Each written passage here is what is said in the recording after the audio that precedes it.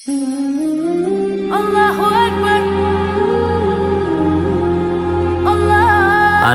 আজান দিয়া দিছে, যাই আগে নামাজটা পড়ে আসি।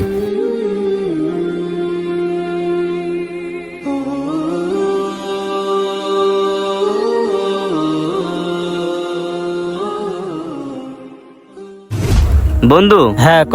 মাই কইছিল বোনের বাসায় আম লয়ে যাইবো, চল এখান থেকে কিছু আম নিয়ে যাই। আচ্ছা বন্ধু ঠিক আছে, চল আমরা ওই দোকান থেকে আম নিয়ে যাই। হ্যাঁ ঠিক আছে চল। হ্যাঁ চল। বুঝলাম না, পুরো দোকান তো ফাঁকা লাগতেছে। দোকানদার কি উদয় হয়ে গেল নাকি? কি রে ভাই, দোকানদারই তো নাই। আরে এইখানে তো একটা কাগজ রাখা আছে, দেখি তো এখানে কি লেখা আছে।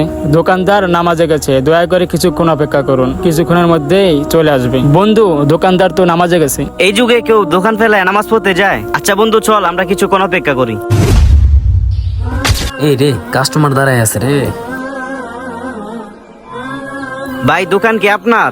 হ্যাঁ ভাই, কি লাগবো আপনাদের? ভাই, এই জমজমার জায়গায় খালি দোকানটা আপনি কার ভরসা রেখে গেছেন? ভাই আল্লাহর ভরসা রেখে গেছি, আল্লাহর ইবাদত করার জন্য।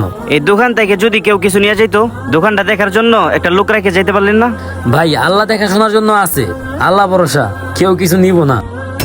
দেখছিস বেটা, দোকানদারের ইমান কত মজবুত। দোকান ফালাই থুয়া নামাজ পড়তে জায়গা, আর আমরা আজাইরে কত ঘুরে ফিরি, তাও নামাজ পড়ি না। ভাই আপনার ইমান কত মজবুত, সেটা দেখে মন চাইতেছে ভাই আপনার দোকান থেকে কিছু ফল কিনে নিয়ে যাই। ভাই, আমার এইখান থেকে 2 কেজি আম দেন। ভাই আমারও দিয়েন ভাই 2 কেজি।